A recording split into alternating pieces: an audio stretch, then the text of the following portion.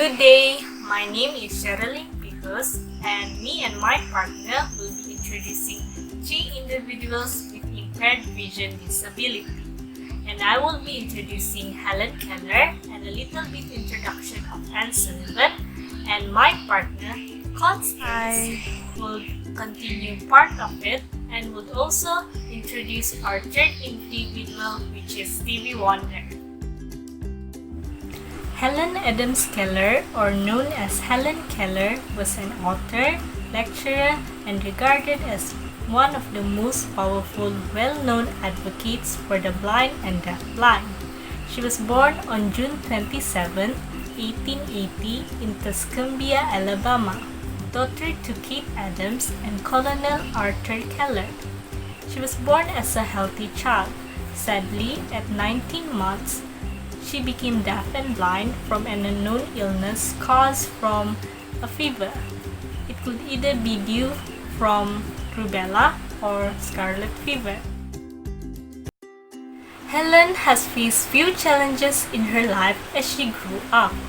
First was she could not express herself properly, and she grew up to be wild and unruly because she was frustrated on how to express herself.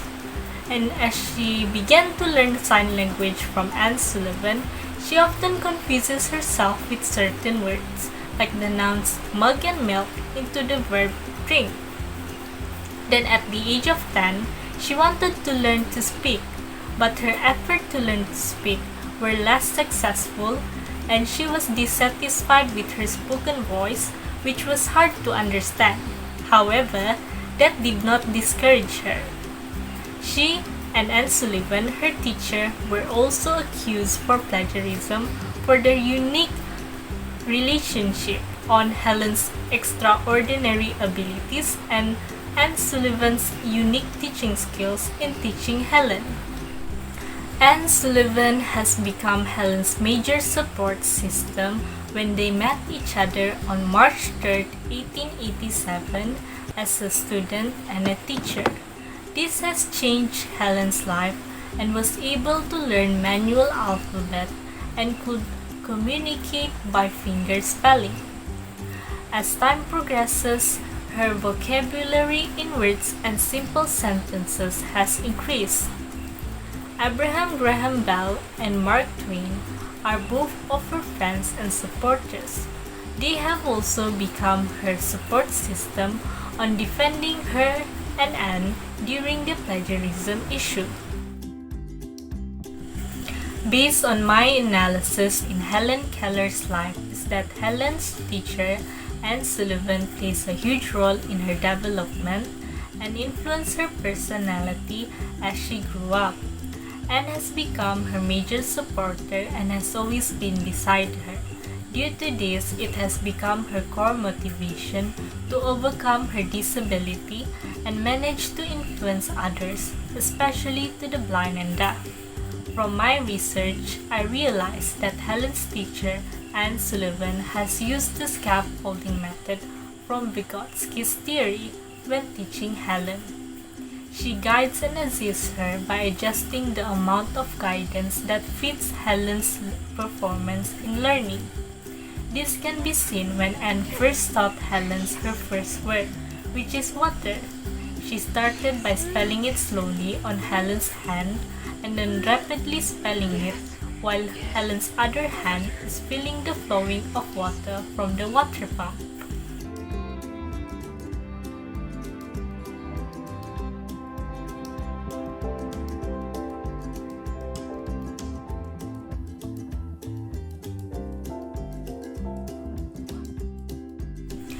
Sullivan was known to be Helen Keller's teacher who taught Helen how to communicate and read breath. She was born on April 14, 1866 in Feeding Hills, Massachusetts. She was the oldest child of Thomas and Alice Sullivan.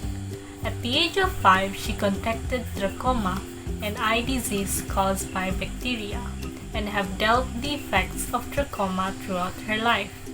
Alright, now that we are done with the background information of Sullivan, let us move on to the challenges. Her mother died when she was still very young, and her abusive father left them a short while after.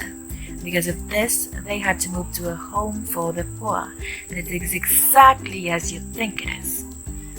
They grew up in impoverished conditions, and Anne was also riddled with health issues as she was growing up. And because of this rough background, her peers, her colleagues at school, also regarded her as lacking social grades. Now, despite these challenges that Anne faced, she also had a very, very good support system. She was always a very strong-willed girl, and she showed maturity and determination from a very young age.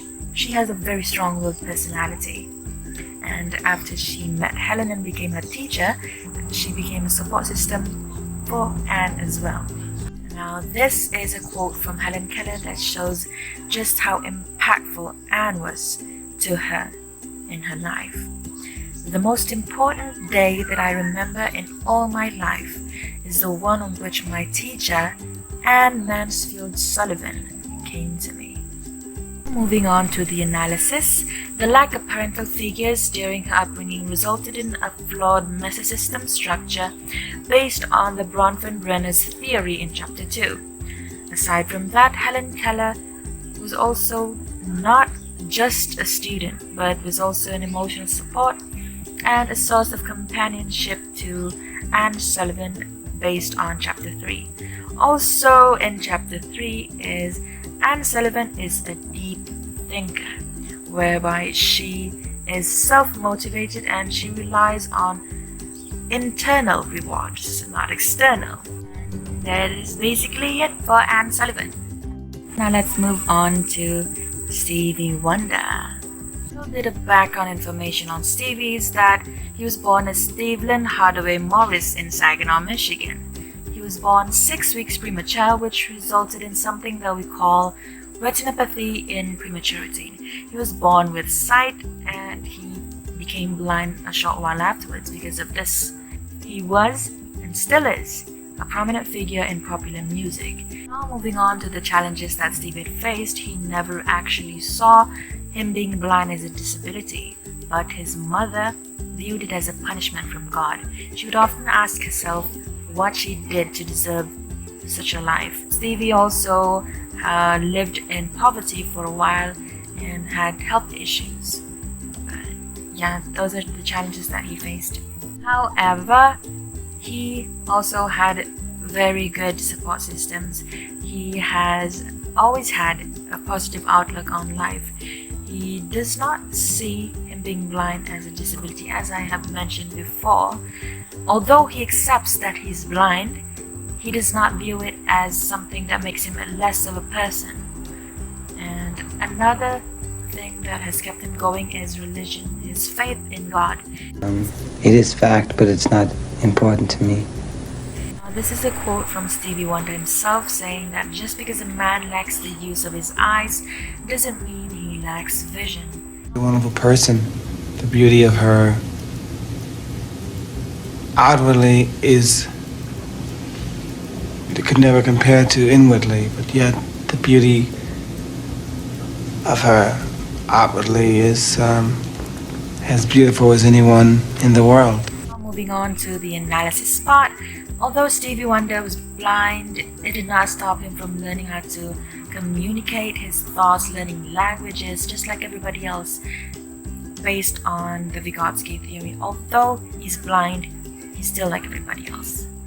Other than that, his mother developed an authoritative way of raising him as a method of giving him a good childhood, because he did not have a father figure, as she divorced his father because he was quite abusive, so which is good. Yeah, you don't need toxic people in life. And also, last but not least, based on the gardener's multiple intelligence, Stevie Wonder is musically intelligent. And that's about it. That's all. Now, the reason why we chose visual impairment is because we believe that the eyes are useless when the mind is blind. There is no use of being able to see everything if you refuse to think with an open mind. We believe in that. Now, globally, there are around 1 billion people with visual impairment, whether it is myopia like myself, or hyperopia, or any type of visual impairment. There are 1 billion people who have this right now. And although I know that there are a limited amount of ways for us to help them, all I ask is that you do not look at them weirdly or do not assume things. Just treat them like normal human beings, alright? So that is all. Thank you.